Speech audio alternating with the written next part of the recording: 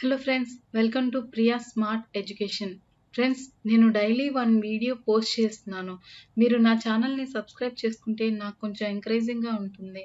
So దాని ద్వారా నేను కొత్త కోర్సెస్ని ఇంకా ఎక్కువగా మీ ముందుకు తీసుకురాబోతున్నాను.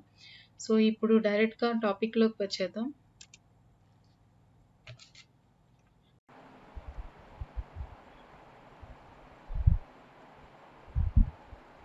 ఓకే, ఇప్పుడు చెప్పబోయే టాపిక్ ఏంటంటే salary particulars. Okay, salary particulars కూడా మనం ఆల్రెడీ టేబుల్ ప్రిపేర్ చేసుకున్నాం. ప్రీవియస్గా మనం అటెండెన్స్ షీట్ విత్ శాలరీ చెప్పాం కదా. సో అలానే శాలరీ పర్టికులర్స్లో కూడా మనం ఫార్మేటింగ్ అంతా క్లియర్ చేసేద్దాం. క్లియర్ ఫార్మేట్స్ చేసేసి సో ఇది ఎలా అప్లై చేసాము ఏంటి అనేది మళ్ళీ మొదటి నుండి ఒకసారి చెక్ చేద్దాం. సో ఇక్కడ డేట్ ఆఫ్ బర్త్ ఫార్మేట్ అనేది కూడా చేంజ్ అయిపోయింది, నెంబర్స్లోకి వచ్చేసాయి. సో బిఫోర్ ఎలా ఉంది అంటే ఇలా ఉంది. సో అది కూడా చేంజ్ అయిపోయింది, అంటే ఫార్మేటింగ్ అంతా మనం రిమూవ్ చేసాం కాబట్టి ఇది కూడా రిమూవ్ అయిపోయింది. సో ఇప్పుడు ఇక్కడ ఏం చేస్తాం అంటే ఫార్ములాస్ ఇక్కడ నుంచి మనం యూజ్ చేసాం. ఫార్ములాస్ కాదు, జస్ట్ ఈక్వేషన్సే వేసాం. ఇక్కడ ఏ ఫంక్షన్స్ యూజ్ చేయం, ఫార్ములాస్ యూజ్ చేయం. చిన్న ఈక్వేషన్స్ వేస్తాం, మల్టిప్లికేషన్స్, అడిషన్స్ ఇలాంటివి చేస్తాం అనమాట. సో ఇప్పుడు ఈ శాలరీ పర్టికులర్స్లో అసలు మనం ఏం చేస్తామంటే ప్రీవియస్ దాంట్లో నేను ఏం చెప్పాను అటెండెన్స్ షీట్లో చెప్పేటప్పుడు మనం అలవెన్సెస్ని డిడక్షన్స్ని కూడా ఎలా క్యాలిక్యులేట్ చేయాలో చూడొచ్చు అని చెప్పాను కదా. సో అది ఈ శాలరీ పర్టికులర్స్లోనే మనం చూస్తాం అనమాట. సో ఇప్పుడు ఇక్కడ ఏం చేస్తున్నానంటే ముందు ఈ డేట్ ఆఫ్ బర్త్ నేను ఆల్రెడీ వేసింది. కొన్నిసార్లు మన డేటా ఏమవుతుందంటే కరెక్ట్ అయిపోతుంది. సో ఇప్పుడు ఇక్కడ ఏమవుతుంది, నేనేమో డేట్ వేయాలి. సో డేట్ ఆల్రెడీ వేసాను, ఇక్కడ నేను డేట్ టైప్ చేసిన నెంబర్ లాగా మారిపోయింది. దీన్ని ఎలా కన్వర్ట్ చేయాలి అనుకుంటే సెలెక్ట్ చేసుకొని ఇక్కడ చూడండి హోమ్ ట్యాబ్లో నంబర్ గ్రూప్లో ఇక్కడ మీకు జనరల్ అని ఉంది కదా, డ్రాప్ డౌన్ బటన్ క్లిక్ చేసి షార్ట్ డేట్ అని ఉంటుంది, అది క్లిక్ చేయండి. డేట్ ఆఫ్ బర్త్ ఫార్మేట్లోకి మారిపోతుంది. Okay, clear. సో ఇలా చేస్తే మీకు డేట్ ఆఫ్ బర్త్ అనేది అప్లై అవుతుంది. అండ్ నెక్స్ట్ ఏంటంటే శాలరీస్ కూడా నేను డిఫాల్ట్ ఏదో ఒక శాలరీ ఇచ్చేసాను. ఇప్పుడు అలవెన్సెస్ని క్యాలిక్యులేట్ చేద్దాం. HRA stands for house rent allowance, D rents allowance, లేదంటే ఇక్కడ నేను ట్రావెలింగ్ అలవెన్స్ అని పెడతాను. Travelling allowance TA, medical allowance. So ఈ అలవెన్సెస్ అన్ని కలిపి ఒక దాంట్లో రావాలి అంటే ఎడిషన్ చేయాలి, మనం సమ్ చేద్దాం. తర్వాత పిఎఫ్ ఫుల్ ఫామ్ ఏంటంటే provident fund, ESI employee state insurance, తర్వాత ఇన్కమ్ ట్యాక్స్, ఇవన్నీ డిడక్షన్స్ అనమాట, అవి ఇక్కడ వస్తాయి. సో శాలరీ గ్రాస్ ఎంత వస్తుంది అంటే అలవెన్సెస్ ప్లస్ బేసిక్ శాలరీ కలిపితే గ్రాస్ అవుతుంది. అలానే మనకి గ్రాస్లో నుంచి డిడక్షన్స్ని మైనస్ చేస్తే నెట్ శాలరీ అవుతుంది. సో ఈ కాన్సెప్ట్లో వెళ్ళిపోదాం. హౌస్ రెంట్ అలవెన్స్ ఏంటి అంటే ఈక్వల్ బేసిక్ శాలరీ ఇంటూ 5%. ఓకేనా, 5% క్యాల్కులేషన్ చేశాను. సో దీన్ని ఏం చేసినాను, డ్రాగ్ చేశాను, రిమైనింగ్ వాటి కూడా అప్లై అయింది. అలానే ఈక్వల్ మళ్ళీ నేను బేసిక్ శాలరీ సెలెక్ట్ చేసుకొని 6% అప్లై చేస్తున్నాను. 6%. ఓకే, పర్సెంటేజ్ సింబల్ ఇంటూ పెట్టాలి కదా. సో దీనికి ఇంటూ పెట్టేద్దాం. E4 తర్వాత ఇంటూ ఎంటర్. సో 900 అయింది. అండ్ ఇక్కడ నేను అప్లై చేశాను. Equal again basic salary into 3%. Percentage symbol కూడా ఇవ్వాలి. సో మల్టిప్లై అయింది. సో దీన్ని కూడా అప్లై చేశాను. సో టోటల్ అలవెన్స్ అంటే ఓన్లీ నేను అలవెన్స్ని మాత్రమే ప్లస్ చేస్తాను. ఈక్వల్ సమ్ చేసి, ఓకేనా, ఓపెన్ బ్రాకెట్ చేసి హెచ్ఆర్ఏ నుంచి మెడికల్ అలవెన్స్ వరకు మాత్రమే సెలెక్ట్ చేసి అప్లై చేశాను. సో టోటల్ అలవెన్స్ ఎంత వస్తుందంటే 2100. అలానే ఇప్పుడు డిడక్షన్స్ చూద్దాం. పిఎఫ్ చూద్దాం. పిఎఫ్ ఏంటి అంటే ఈక్వల్ పిఎఫ్ దేని మీద అప్లై అవుతుంది, గ్రాస్ శాలరీ మీద అప్లై అవుతుంది. ఓకేనా, గ్రాస్ మీద. అయితే మనం గ్రాస్ శాలరీ ముందు క్యాలిక్యులేషన్ చేసేదా. Equal basic salary plus earnings అనమాట, అలా అప్లై చేయాలి. సో యాక్చువల్లీ గ్రాస్ శాలరీ ఇదనమాట.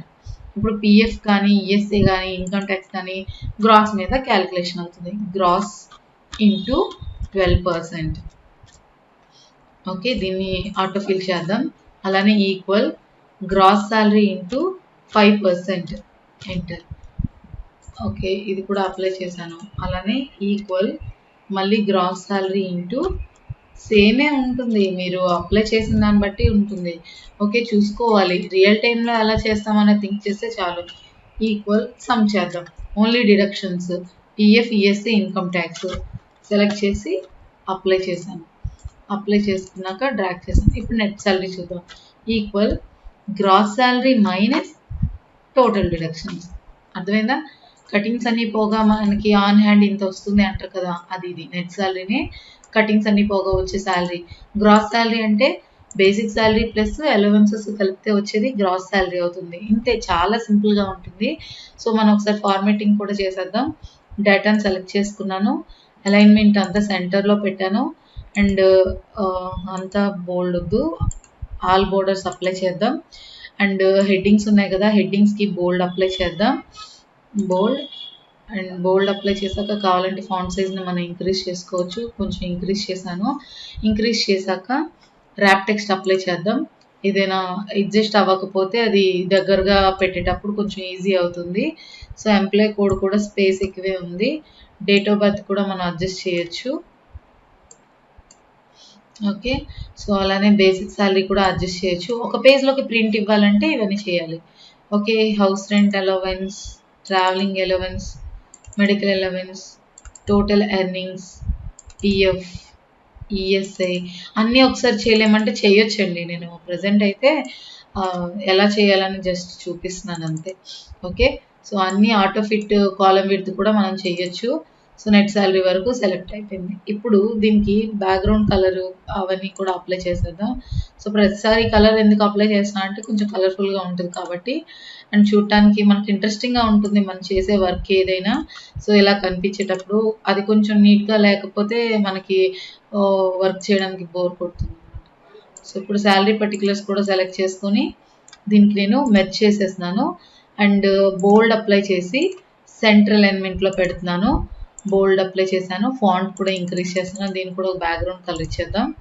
సో బ్యాక్గ్రౌండ్ కలర్ చూస్ చేసుకుంటున్నాను ఇది. సో దీనికి ఫాంట్ కలర్ కూడా వైట్ కలర్ ఇస్తున్నాను. ఓకే, 2 కలర్స్ సేమ్ అయిపోయాయి కదా, కొంచెం దాంట్లో లైట్ చేద్దాము. లైట్ చేస్తే అది ఓకే ఇప్పుడు ఉంటాయి. సో ఇది పర్టికులర్ శాలరీ పర్టికులర్స్. ఇప్పుడు నేను దీన్ని ఏం చేస్తున్నాను, ప్రివ్యూ ఒకసారి చూద్దాం. ఓకే, ప్రింట్ ప్రివ్యూ చూద్దాం. అంటే ఇది ప్రింట్ ఇవ్వడానికి సెట్ అవుతుందా లేదా. ఓకే, ఇది ఏంటంటే పేపర్ ఎలా ఉంది మనకి A4 షీట్లోనే ఉంది, ఇక్కడ కనిపిస్తుంది చూడండి. బట్ ఏంటంటే ఓరియంటేషన్ కరెక్ట్గా లేదు. సో ఇక్కడ కూడా మనం పోర్ట్రేట్ ల్యాండ్స్కేప్ పెట్టుకోవచ్చు. సో ల్యాండ్స్కేప్ పెట్టగానే ఇన్కమ్ ట్యాక్స్ వరకు వచ్చింది, అంటే 2 పేజెస్లో ఉంది. డేటా అంతా ఒక పేజ్లో అడ్జస్ట్ అవ్వలేదు. సో ఇప్పుడు ఇక్కడ ఏం చేస్తున్నాను, నార్మల్ మార్జిన్ నుంచి నేరోలో పెడుతున్నాను. స్టిల్ ఒక సెల్ ఉండిపోయింది. సో దీనికోసం నేను ఏం చేస్తున్నానంటే నేమ్ ఆఫ్ ది ఎంప్లాయ్ దగ్గర డిక్రీజ్ చేస్తున్నాను. అలానే ఇన్కమ్ ట్యాక్స్ కూడా డిక్రీజ్ చేస్తున్నాను. సో ఇన్కమ్ ట్యాక్స్ 6% ఇంకా తగ్గించుకోవచ్చు. సో ఇప్పుడు ఒకసారి చూద్దాం, చెక్ చేద్దాం. చెక్ చేసుకుంటూ ఉంటే అదొక పేజ్లోకి వచ్చిందా లేదని తెలుస్తుంది. ఓకే, ఒక పేజ్లోకి వచ్చేసింది. సో ఇప్పుడు ఇక్కడ ఏంటి, మార్జిన్స్లోనే కస్టమ్ మార్జిన్స్లోకి వెళ్ళి హారిజెంటలీ వర్టికల్లీ సెంటర్లో ఉండేలాగా డేటా చూసుకుందాం. సో ఇప్పుడు ఇది ఈజీగా ప్రింట్ ఇచ్చేయచ్చు. ఇది కాన్సెప్ట్ అనమాట. శాలరీ పర్టికులర్స్ని ఇలా క్రియేట్ చేయొచ్చు. దీని నెక్స్ట్ దాంట్లో ఏంటంటే పే స్లిప్లు ఎలా జనరేట్ చేయాలి, వీలుకప్ ఎలా అప్లై చేయాలి, దాన్ని చూద్దాం. నా ఛానల్ని సబ్స్క్రైబ్ చేసుకోండి. పక్కనే ఉన్న గంట సింబల్ని కూడా ప్రెస్ చేస్తే నేను ఏ వీడియో అప్లోడ్ చేసినా మీకు నోటిఫికేషన్ రూపంలో అది వస్తుంది. అండ్ వీడియో నచ్చినట్లయితే లైక్, షేర్ అండ్ కామెంట్ కూడా చేయండి. Thank you friends.